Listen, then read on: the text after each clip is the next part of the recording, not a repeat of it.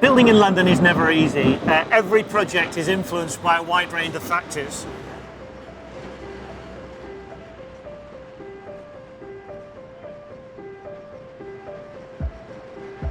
This is One New Street Square. It's a project for our client, Land Securities. It's on the edge of the City of London. The City of London really sits behind me with St Paul's Cathedral as its centre. This site is quite unusual though, in that there are constraints that affect what you can and cannot do. And the reason behind the shape of the building in part lies with an appropriate response to the context, its immediate setting, but also because London is crisscrossed by some constraints called the London View Management Framework, LVMF. We are on the tip of one here, the cut along the edge of this building and St Paul's Cathedral behind me. There is a view from Primrose Hill which is protected, and you're not allowed to pop up into that view, and our building straddles the boundary between the two. And so the design of the building is a direct response to that, although even without knowing that, it still is a balanced building. It's still appropriate for its site and setting.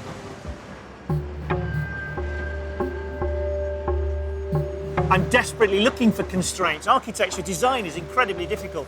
You need things to bounce off. And so nature throws a few at you to start with. So where the sun comes from in the Northern Hemisphere, it influences key factors in an office building like solar gain, glare. So it affects the workability of the inside environment of a building. But then you've got on a site like this, access, tube stations, railway stations. This building will house thousands of people and they all have to come to work and go home in the evening. In the meantime, they'll then go out for lunch, they'll go to cafes, restaurants and bars. So the way that this building sits in its local context is incredibly important and it responds to that. So where you put the front door is directly underneath where we are now, in direct dialogue with the City of London behind me. So there are many, many different influences that inform the design of a building.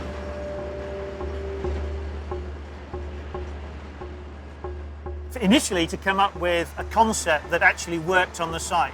This is a big building. It's not necessarily very tall, not a skyscraper, but nevertheless it's a substantial building in the area. If you look around us, the area is changing almost on a yearly basis. New buildings pop up.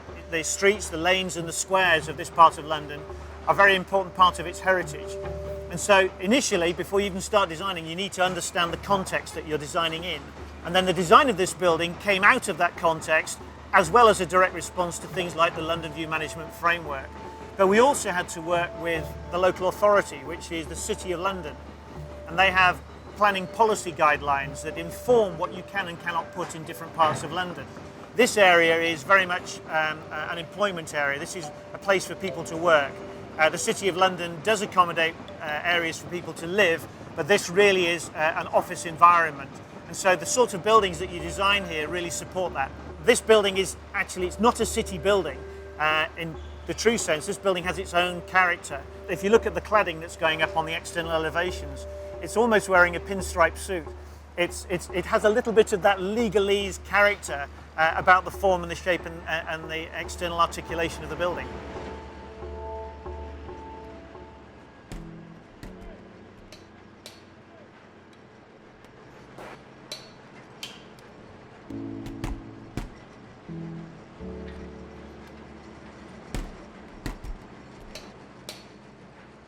London has a different history to many other capital cities, some of which are relatively recent configurations. They can't rely on historic roots, the Roman Empire and what they did. London is different. London started off life as a very tight central location, a crossing point on the River Thames, a port. But it really grew into its current form by assimilating a whole host of villages, small villages.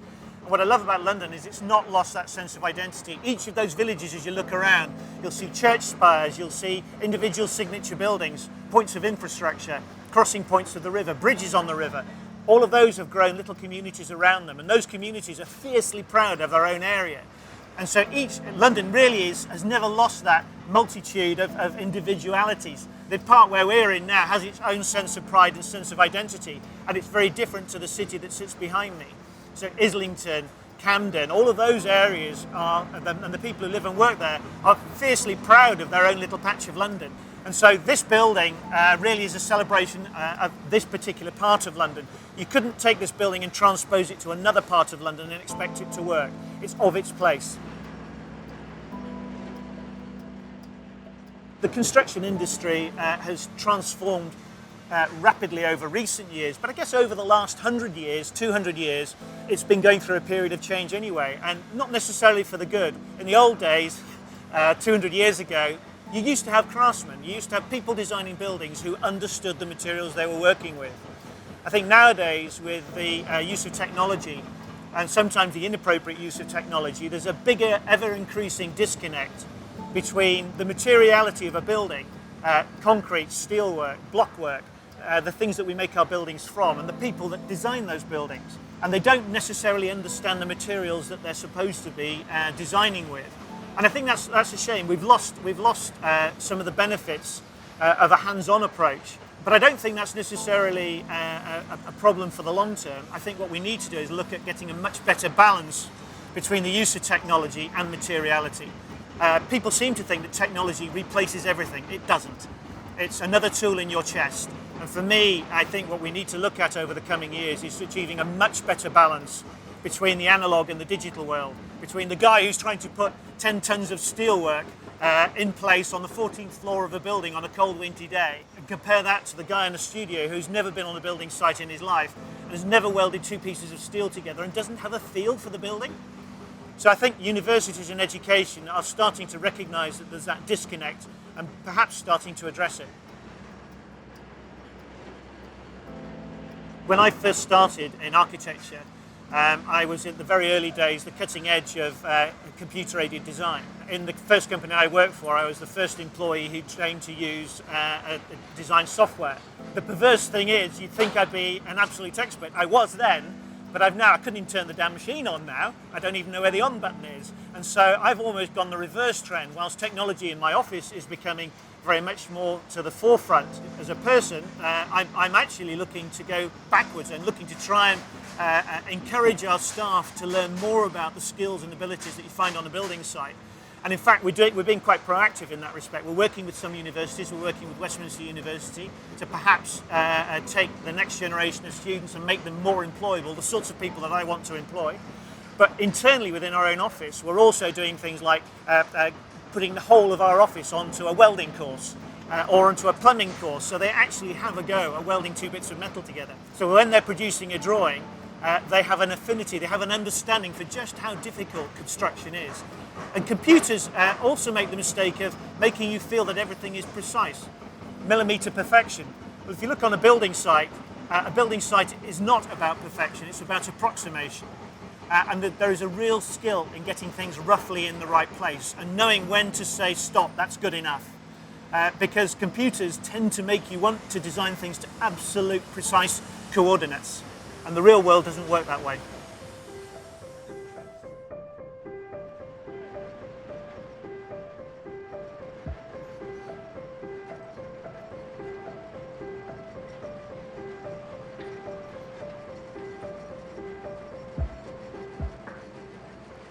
For a project like this, you can't really do it without technology. And that's not just from a design point of view, but it's because of my prime role. I'm really a piggy in the middle. I am between my client and the consultant team. I'm between the consultants and the contractor. I'm between the contractor and the client. I'm between the design of a scheme and the planning authority. So I'm a go-between. I have to coordinate, and it's a truly collaborative process. And so part of my job is to collaborate and bring the information together from all of the consultant disciplines into one coordinated scheme. So technology is really the backbone that supports that. Please don't misunderstand me when I say technology and there is a disconnect between the real world and technology. One can't do without the other. I guess what I really mean is that you can't polarize it. You can't go black and white. You can't do buildings like this just with technology. Equally, you can't do it with an analog approach. You have to have a blend of both. And I guess the biggest challenge we all face is picking the right tool to do the job. For us, the coordination of information is a nightmare. You can imagine the amount of information with emails in particular, as well as the drawn information. The sheer amount of data that we have to deal with from not just the architectural disciplines, but structural engineering, mechanical and electrical engineering, all of the other peripheral consultants like acoustics, fire, and so on. There's a huge amount of information you need to bring together. And managing that information flow can be a nightmare. The thing about New Forma, which I find a real asset, is that it's one of the few software packages that is intuitive. It works the way that your brain works. When you're looking for information, you don't have to remember an abstract code for a letter. You just have to remember something that was in the letter, type it in, and it will hunt for you. So it works the way that our brains work, or certainly architects' brains work. That might be a bit detached from the rest of the world. But it's an intuitive tool, which is why it works so well.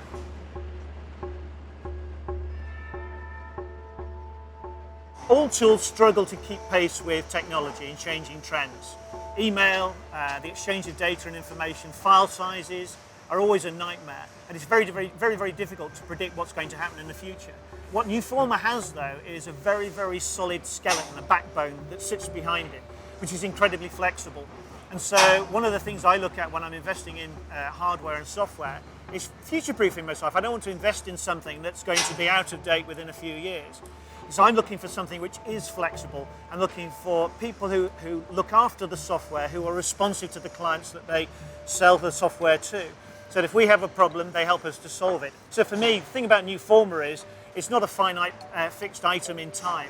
It's a flexible, developable tool that works for us. And I'm sure in terms of our profession, it works for many others as well.